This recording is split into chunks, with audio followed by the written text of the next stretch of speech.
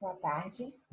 Vamos dar início à nossa aula de hoje. E hoje a gente vai falar sobre o significado da palavra trabalho. Deixa eu procurar aqui os slides para a gente iniciar aqui a aula.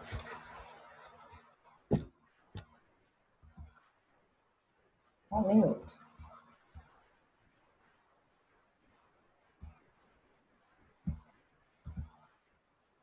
Deixa eu aumentar aqui o tamanho para ficar melhor. Então, conceito da palavra trabalho. Na nossa língua, a palavra trabalho se origina do latim tripalium. O que vem a ser esse tripalium? Observem aqui essa imagem, né, que está aqui ao lado.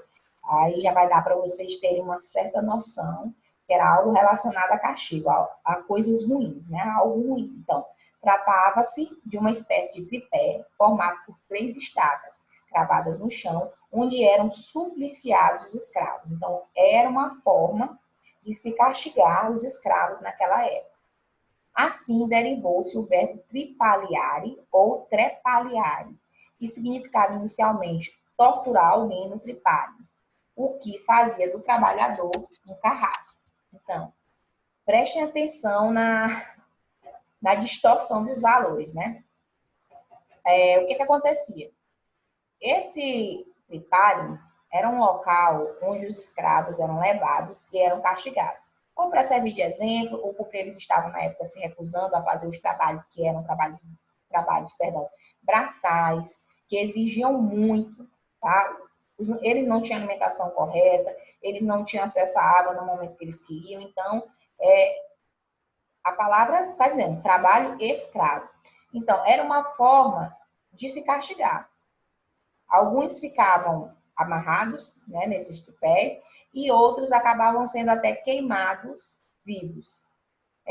Preste atenção que aqui no final fala que isso fazia do trabalhador um carrasco. Na época, quem era considerado trabalhador não era o escravo. Prestem atenção. Quem era considerado trabalhador era justamente quem dava a ordem para o escravo. O senhor ou o carrasco, o feitor, né? Que ficava lá simplesmente dando ordem, não fazia nada, mas dava a ordem. Quem cumpria não era o trabalhador era aquele que estava mandando. Então, há uma disparidade, né? No sentido da palavra trabalho, trabalhador. Vamos aqui mais à frente. O trabalho na Grécia. Consigo colocar essa tela. Para Platão e Aristóteles, o trabalho é relacionado a uma exaltação da ociosidade. O cidadão deveria ser poupado do trabalho para Platão. Então, é outra disparidade. O cidadão de bem, ele não trabalhava. Tá? Quem tinha que trabalhar? Aquela pessoa que não tinha poder aquisitivo, aquela pessoa que era escravo. Tá? Essas pessoas tinham que trabalhar. Agora, o cidadão, mesmo com condições financeiras, trabalhar não era digno para ele. Né? Então, Aristóteles valorizava a atividade política e referia-se ao trabalho como atividade inferior, que impedia as pessoas de possuírem virtude. Se a gente for analisar, isso ainda acontece hoje, não é? Os políticos que deveriam prestar serviço para a sociedade não prestam serviço para a sociedade.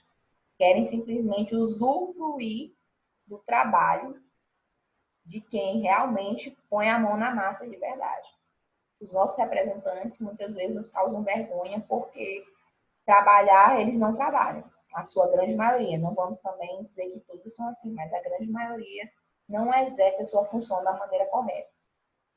Outra concepção deles é que o trabalho competia somente a quem? Aos escravos. Então, se eu tinha condição naquela época, eu não tinha obrigação nenhuma de trabalhar, eu não tinha que trabalhar, porque quem deveria trabalhar para mim eram os escravos. Aristóteles entendia a escravidão como um fenômeno natural, pois há pessoas destinadas a fazer uso exclusivo de sua força corporal.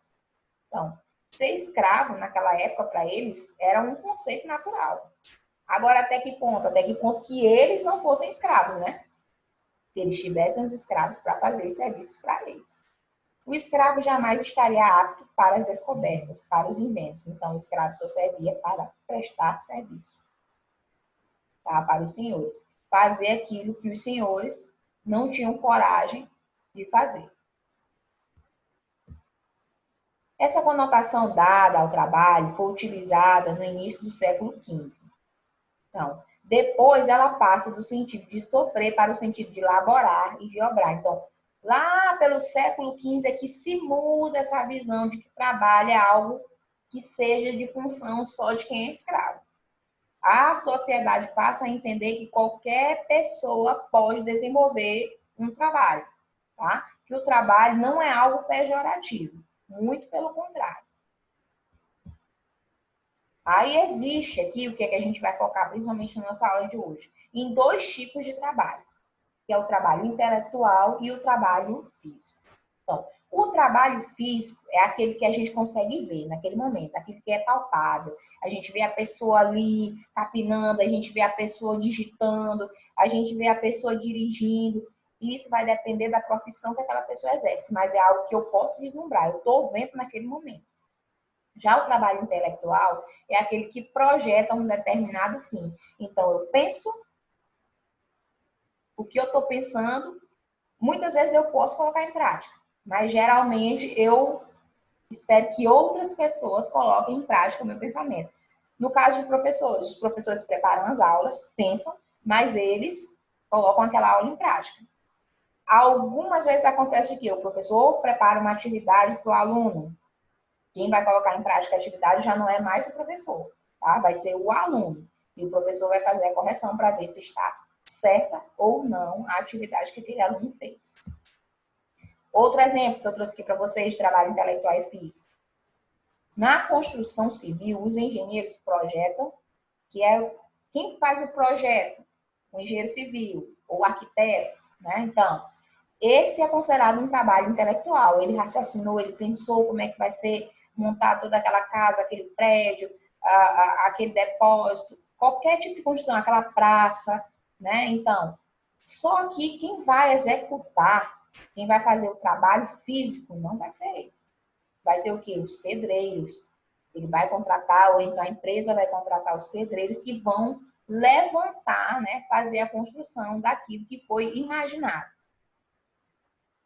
Quando aquilo termina, quando está pronto aquele projeto, por exemplo, se for uma ponte, se for um prédio, se for uma casa, esse era o fim desejado. Então, o engenheiro pensou num certo fim que foi produzido pelos pedreiros e que se tornou o fim desejado ao final da construção. Está lá, você pode vislumbrar aquilo, tá? Então, é mais ou menos isso, a nossa aula de hoje. Enfim, trabalho. Trabalho é o quê? É prazeroso? Muitas vezes não. Isso vai depender muito do trabalho que se está exercendo, né? Então, muitas vezes o trabalho, ele demanda o quê? Sofrimento. Na maioria das vezes. Por quê? Porque você tem que tirar o tempo, você tem que se preparar. Até para você trabalhar, você tem que se preparar, porque se eu não, por exemplo, se eu não estudei, será que eu vou conseguir um emprego bom, um trabalho bom? Nem sempre.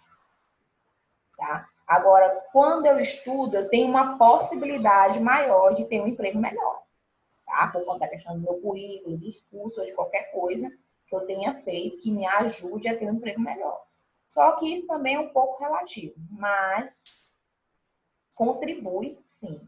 Então, o trabalho, gente, ele não tem que ser algo ruim, como era visto anteriormente. Ele tem que ser algo bom.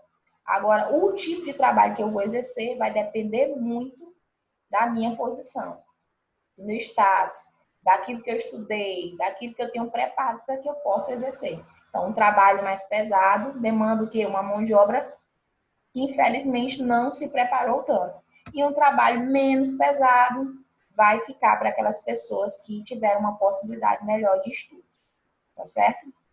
A gente encerra a aula de hoje por aqui e a gente retorna na próxima semana. Um abraço.